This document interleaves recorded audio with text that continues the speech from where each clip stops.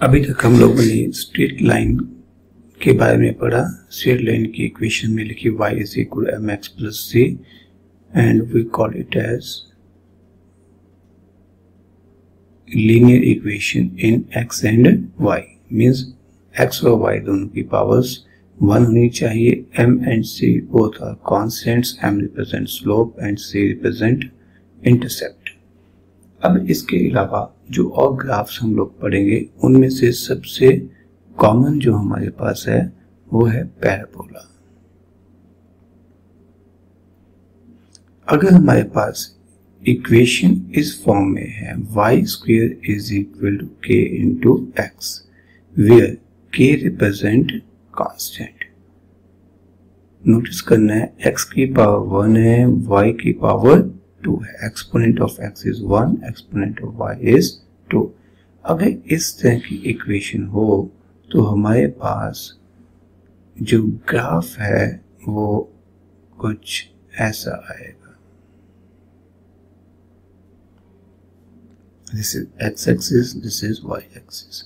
बड़ा क्लियर है कि x की वैल्यू हमेशा पॉजिटिव रहेगी, y की वैल्यू जो है दैट मे बी पॉजिटिव और नेगेटिव। फॉर एग्जांपल, अगर मैं x को पॉजिटिव, k को आसान रखने के लिए मैं 1 मान लेता हूं, अगर मैं x की वैल्यू को 4 पुट कर देता हूं तो मेरे पास y स्क्वायर कितना हो जाएगा 4, जिसका मतलब y की वैल्यू जो है दैट मे बी +2 और may be -2, means somewhere here ये 2 पॉइंट्स आ जाएंगे for single value of x। यहाँ पर एग्जांपल में मैंने x को कितना रखा था 4, यहाँ पर x 4 है और इधर से y कितना हो गया -2 और यहां से y कितना हो जाएगा +2। y square is equal to kx। याद रखने के लिए तरीका क्या है, y square is equal to kx लिखा, x की पावर 1 है, जिस वेरिएबल की पावर 1 है ग्राफ उसी के आसपास बनेगा। ओके, अब सिमिलरली अगर मैं इक्वेशन को थोड़ा सा चेंज कर दूं और अगर मैं लिखूं y square is equal to -kx, अब जो ग्राफ है वो -x एक्सिस के आसपास बनेगा, मीन्स ग्राफ पिछले ग्राफ के कंपैरिजन में उल्टा हो जाएगा। This will be shape of graph, here this is x axis, this is positive direction of x axis, तो ये हमारे पास इधर नेगेटिव x एक्सिस हो जाएगी। फाइन। अब अगर मान लीजिए हमारे पास जो इक्वेशन है वो है x square is equal to k into y।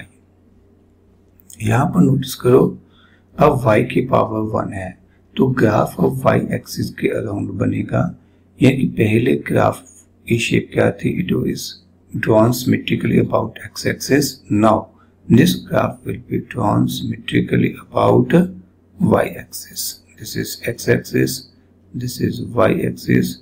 Graph will be symmetrically drawn about y axis. ठीक है, अगर मैं यहाँ पर एक छोटा सा चेंज कर दूं, फिर से +ky की जगह -ky कर दूं, तो ग्राफ अब -y एक्सिस के अबाउट सिमेट्रिकल बनेगा लाइक दिस। आपको फिलहाल जो याद रखना है कि किस इक्वेशन के लिए ग्राफ की शेप कैसी रहती है। फिजिक्स में हमें इसी की सबसे ज्यादा जरूरत पड़ेगी। जो हमने अभी तक 4 ग्राफ ड्रॉ किए ये सिमेट्रिकल थे, सिमेट्रिकल अबाउट x और y एक्सिस, एंड ये सभी ग्राफ्स ओरिजिन को टच करते हुए जा रहे थे। नॉन मेडिकल वाले +1 में ही पैराबोला को बहुत डिटेल से पढ़ेंगे, बट तब तक इनको याद रखना पड़ेगा। मेडिकल वालों के पास कोई ऑप्शन नहीं है, उनको जो यहाँ पे समझाया गया उसी को याद रखना है। फिजिक्स में ये सारे कंसेप्ट्स कई बार यूज होंगे। ओके, ये हमने अभी तक जो ग्राफ्स पढ़े ये कौन थे, सिमेट्रिकल पैराबोलास। अब हम बात करेंगे असिमेट्रिक पैराबोलास, जो कि हम यहाँ पर 2 तरह के पढ़ेंगे। असिमेट्रिक पैराबोला में जो सबसे ज्यादा फिजिक्स में यूज होने वाले ग्राफ हैं वो शेप एक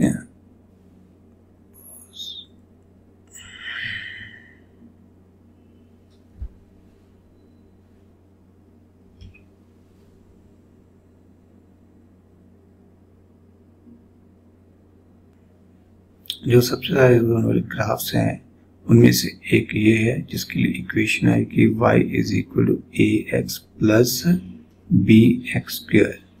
please notice that a and b both are positive constants। ये बड़ा जरूरी है, both are positive constants। अगर इनमें से एक कांस्टेंट नेगेटिव हो जाए, b को नेगेटिव कर रहा हूं, ठीक है, क्योंकि हमें डायरेक्टली इसी तरह की इक्वेशंस फिजिक्स में आनी है। जब आप फिजिक्स में प्रोजेक्टाइल मोशन पढ़ोगे तब इस तरह की इक्वेशन आएगी। जब ये माइनस बी होगा तब जो ग्राफ की शेप है वो ऐसे हो जाएगी।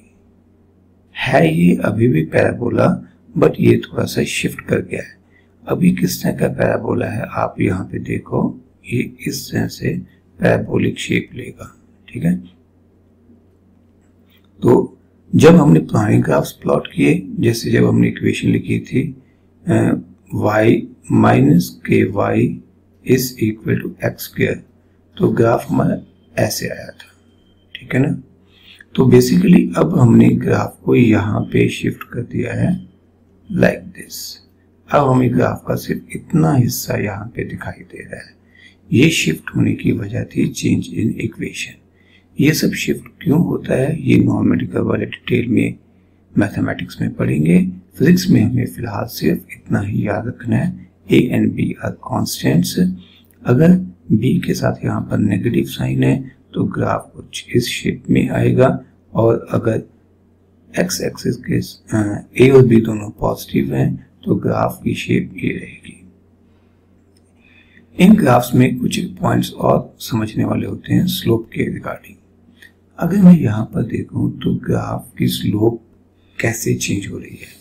अगर मुझे मान लीजिए इस पर्टिकुलर पॉइंट पे स्लोप देखनी है तो मैं यहाँ पर टेंजेंट ड्रॉ करूंगा लाइक दिस, ठीक है। अब ये टेंजेंट एक्स एक्सिस के साथ कुछ एंगल बना रहा है, तो यहां से मैं tan थीटा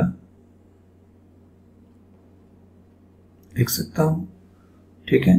अब अगला केस देखिए, अगर मैं यहाँ पर थोड़ा आगे चला जाता हूँ, इस पॉइंट पे आता हूँ, यहाँ पे ये ग्राफ पे टेंजेंट ड्रॉ करेंगे तो ये एक्स एक्सिस के पैरेलल आएगा। मींस फर्स्ट पॉइंट पे जब मैं θ1 की बात कर रहा हूँ एंगल 90 डिग्री से कम है, ठीक है, विच मीन्स दैट शुरू में जो स्लोप है वो 90 डिग्री से कम होने की वजह से पॉजिटिव थी। अब जब मैं यहाँ बी पॉइंट पे पहुंच रहा हूँ तो ये एक्स एक्सिस के पैरेलल हो गया टेंजेंट। इसका मतलब इस पॉइंट पे थीटा 0 डिग्री है, मीन्स इस पॉइंट पे जो स्लोप है वो 0 हो गई। मीन्स जब मैं इस पॉइंट से ओरिजिन ओ से यहाँ तक जाता हूँ, ग्राफ में इधर को ऐसे मूव कर रहा हूँ, तो स्लोप की वैल्यू पॉजिटिव से कम होते होते 0 जा रही है। अब अगर मैं इसके आगे इस पॉइंट पे एक टेंजेंट ड्रॉ करता हूं तो वो टेंजेंट कुछ ऐसा आएगा। इस पर अगर हम एंगल देखेंगे तो पॉजिटिव एक्स एक्सिस के साथ ये एंगल ग्रेटर देन 90 डिग्री हो जाएगा, विच मीन्स दैट M3 वाले पॉइंट के ऊपर जो स्लोप है वो नेगेटिव हो जाएगी। क्लियर।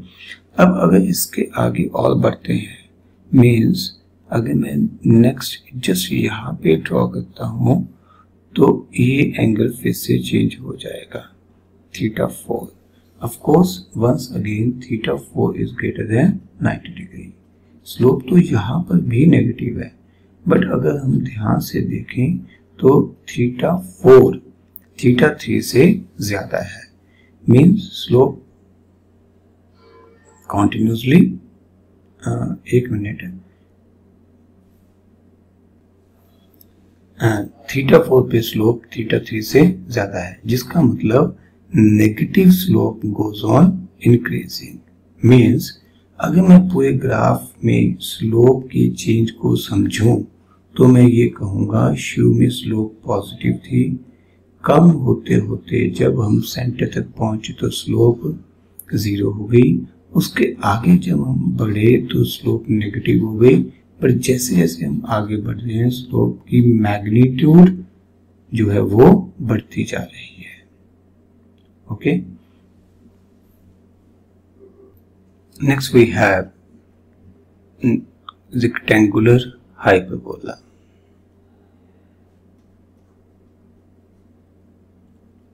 अगर हमारे पास कोई इक्वेशन इस तरह से हो x into y is equal to constant, ठीक है, तो उस केस में मैं लिख सकता हूं x into y is equal to k, where k represent constant, y is equal to k by x, या मैं ये भी कह सकता हूं y is inversely proportional to x।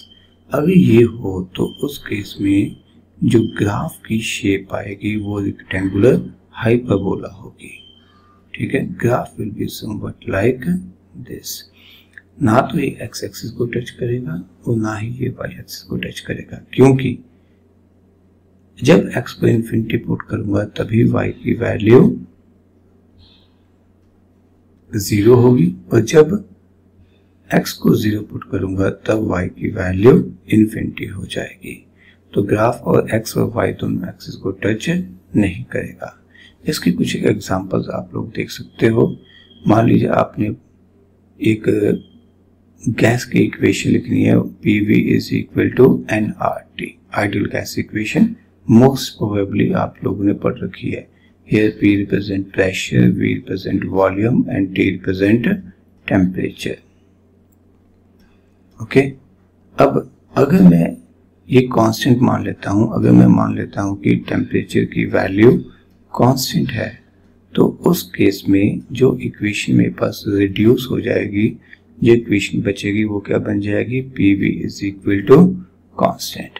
अब अगर मैं P और V के बीच में ग्राफ प्लॉट करता हूं, x एक्सिस के अलोंग वॉल्यूम और y एक्सिस के अलोंग प्रेशर लेता हूं, तब मेरे पास ये ग्राफ क्या आएगा, ग्राफ की शेप क्या आएगी, रेक्टेंगुलर हाइपरबोला।